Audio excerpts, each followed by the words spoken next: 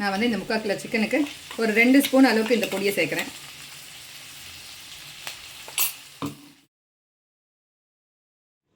Hi all, good afternoon. இன்றைக்கி afternoon லஞ்சுக்கு வந்து நான் சாம்பார் வச்சுருக்கேன். அதுக்கு சைட் டிஷ்ஷாக வந்து சிக்கன் சுக்கா பண்ண போகிறேன். இந்த சிக்கன் சுக்கா பண்ணுறதுக்கு வந்து ஒரு பொடி ரெடி பண்ணணும். அந்த பொடிக்கு வந்து 3 காஞ்ச மிளகாய் எடுத்து வச்சுருக்கேன். 1 ஸ்பூன் சோம்பு, மிளகு 1 ஸ்பூன், தனியா 1 ஸ்பூன், 1/2 ஸ்பூன் அளவுக்கு சீரகம் எடுத்து வச்சுருக்கேன். இது எல்லாம் வந்து வெறும்னே வந்து ட்ரை ரோஸ்ட்டாக நம்ம வறுத்து எடுத்துக்கணும். சிக்கனும் வந்து வாஷ் பண்ணி ரெடியாக எடுத்து வச்சுருக்கிறேன். இப்போ நம்ம இதை வந்து வறுத்து எடுத்துக்கலாம். அடுப்பத்தை வச்சு ஒரு பேன் ஒன்று வச்சுக்கலாம். ஆயிலெலாம் எதுவும் ஊற்ற தேவையில்ல. இது லைட்டாக சூடானோடனே இந்த பொருளெல்லாம் ஒன்றா சேர்த்து ஒரு 2 நிமிஷத்துக்கு தீ வைக்க வேண்டாம், சிம்மில் வச்சு ஒரு 2 நிமிஷத்துக்கு நல்லா வறுத்து எடுத்துக்கோங்க. சிம்லேயே வச்சு வறுத்துக்குங்க. இது பொரியறப்போ நம்மளுக்கு ஒரு ஸ்மெல்லும் வரும். இந்த தனியா, சோம்பு இதெல்லாம் வந்து வறுப்படுறப்போ நம்மளுக்கு ஒரு ஸ்மெல் வரும். அப்போ அந்த ஸ்டேஜில் நம்ம அடுப்பு வந்து எடுத்துடலாம். இதை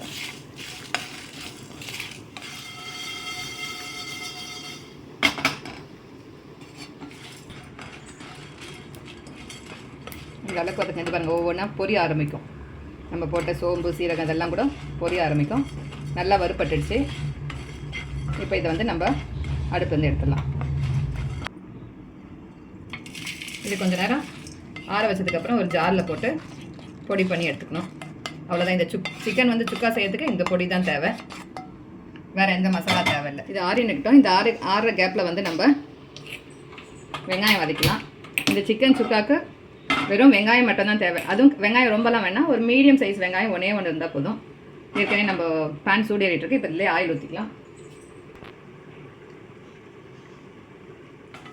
ஒரு 3 ஸ்பூன் அளவுக்கு எண்ணெய் ஊற்றிக்கங்க போதும். எண்ணெய் சூடு ஏறினோடனே மீடியம் சைஸ் வெங்காயம் ஒன்று அரிஞ்சு வச்சுருக்கேன். பொடி பொடியாக நல்லா பொடி பொடியாக நறுக்கி வச்சுக்கோங்க. அதை வந்து இப்போ சேர்த்துக்கலாம். வேறு எதுவும் நீங்கள் போட தேவையில்ல, பட்டை லவங்கம் எதுவுமே தேவையில்லை. வெங்காயம் மட்டும் போட்டு கூட கொஞ்சமாக கருவேப்பிலை சேர்த்துக்கலாம். எல்லாம் ஒன்றா சேர்த்து நல்லா ஒரு கண்ணாடி பதம் வர அளவுக்கு வதக்கினா போதும். ரொம்ப வதங்கணும்னு அவசியம் இல்லை. வெங்காயம் இந்த அளவுக்கு வதங்கினா போதும். இப்போ வந்து சிக்கனை சேர்க்க ஆரம்பிச்சிடலாம். சிக்கனை வந்து வாஷ் பண்ணி எடுத்து வச்சுருக்கோம். அதை இதில் சேர்த்துடலாம்.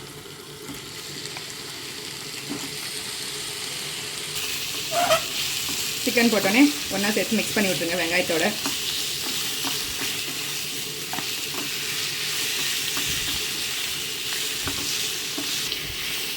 கொஞ்ச நேரம் வந்து இந்த எண்ணெயோட வெங்காயத்தோடு சேர்த்து இந்த சிக்கன் வதங்கட்டும். அதுக்கப்புறம் கொஞ்சமாக மஞ்சள்தூள் மட்டும் நம்ம சேர்த்துக்கலாம். கொஞ்சமாக மஞ்சள்தூள் மட்டும்தான், வேறு எதுவும் நீங்கள் சேர்க்க தேவையில்லை. அந்த பொடியிலே நம்ம மிளகாலாம் போட்டு வச்சுருந்தீங்களா, காரத்துக்கு தேவையான அத்தனையும் அதிலே இருக்குது.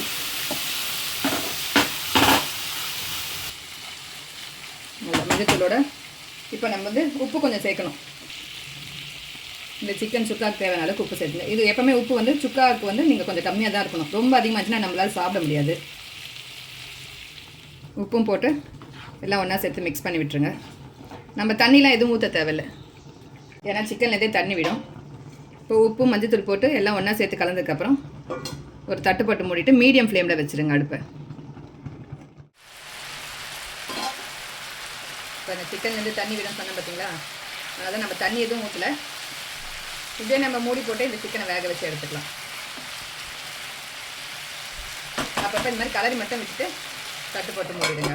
டீ மட்டும் மீடியம் ஃப்ளேம்லேயே இருக்கட்டும். சிக்கன் கூட பாருங்கள் பாதி அளவுக்கு வெந்துருச்சு.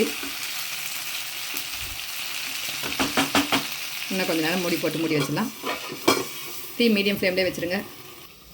இந்த சிக்கன் வேகிற கேப்பில் நம்ம வந்து இந்த பொடியை வந்து அரைச்சி சூடு ஆனதுக்கப்புறம் ஒரு ஜாரில் மாற்றிக்கணும். இப்போ வந்து நீங்கள் இந்த காம்பை வந்து ரிமூவ் பண்ணிவிட்டு அரைச்சிக்கோங்க.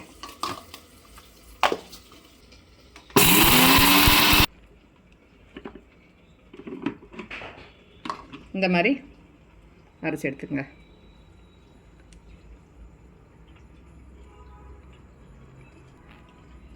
பொடியும் வந்து நம்ம அரைச்சி எடுத்துட்டோம். இப்போ வந்து சிக்கனில் வந்து இதை நம்ம சேர்க்க வேண்டியது தான்.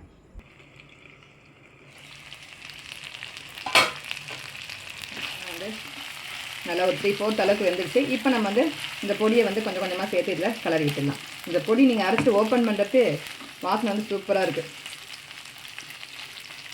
நல்லா கோல்டன் கலரில் வந்துச்சு ஒரு சைடாக. அப்படியே நீங்கள் திருப்பி திருப்பி கூட போட்டு வச்சுக்கலாம்.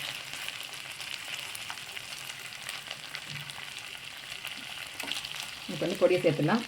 நான் வந்து இந்த 3/4 கிலோ சிக்கனுக்கு ஒரு 2 ஸ்பூன் அளவுக்கு இந்த பொடியை சேர்க்குறேன். சேர்த்துட்டு ஒன்றா மிக்ஸ் பண்ணி விட்டுருங்க.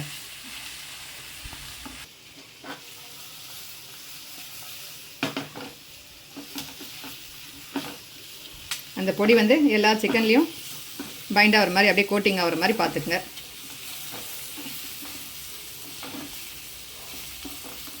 நல்லா பொடி போட்டு சிக்கனோட சேர்றப்போ நல்லா வாசனை கமன்னு வருதுங்க. பாருங்க மசாலா எல்லாம் ஒன்றா சேர்ந்து எல்லா சிக்கன்லேயும் ஒன்றா சேர்ந்துருச்சு பாருங்கள்.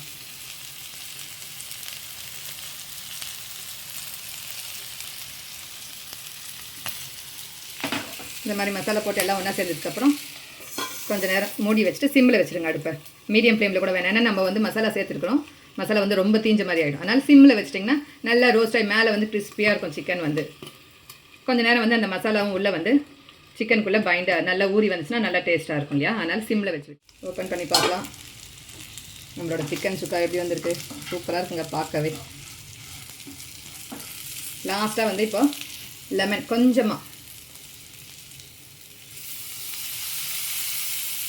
அது லாஸ்ட்டாக ஒரு லெமன் பிழிஞ்சிட்டு ஒரு மிக்ஸ் பண்ணிவிட்டு நீங்கள் கேஸ் ஆஃப் பண்ண வேண்டியது தான்.